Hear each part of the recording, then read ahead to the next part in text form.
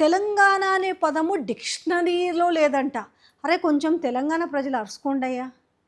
ఇలా తెలంగాణ అన్న తెలంగాణోళ్ళ మీద అవాకులు చవాకులు బయటోడు మాట్లాడిండంటే వాడిని చింతబరగా తీసుకొచ్చి వాతలు వచ్చేదాకా కొట్టొచ్చు.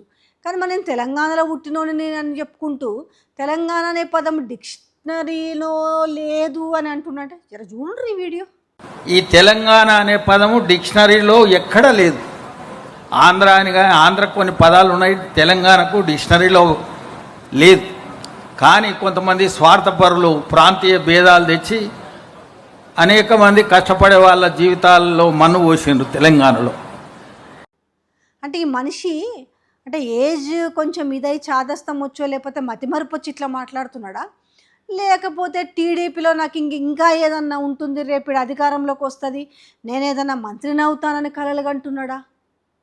అసలు నిజంగానే మైక్ దొరికితే సోయి లేకుండా మాట్లాడతారా? ఇంకా ఇక్కడేదో టీడీపీ బతికి బట్టగట్టి ఇక్కడ అధికారంలోకి వస్తుందని పాప ఆయన ఎవరో చెప్తున్నాడు కదా, అరవింద్ గౌడ్ ఏదో చెప్తున్నాడు కదా, వీళ్ళు ఇంకా కలలు కంటూ కూర్చున్నారా? ఇంకా తెలంగాణను దోచేయాలి, ఇంకా తెలంగాణని తొక్కేయాలి, ఇంకా మేమే రాజ్యం మేలాలనే ఆంధ్రోళ్ళ మాటలకి తొత్తులుగా ఉంటారా? ఏ ధైర్యంతో మాట్లాడతాడు? టీడీపీలో ఉండొచ్చు, చంద్రబాబు నాయుడు అంటే ప్రేమ ఉండొచ్చు, లోకేష్ అంటే ప్రేమ ఉండొచ్చు, ఇంకోటి ఏదైనా ప్రేమ ఉండొచ్చు. ఆ ప్రేమే కానీ వీటన్నిటి మీద కూడా ఎక్కువ ప్రేమ ఉండాల్సింది దేని మీద? తెలంగాణ మీద కదా.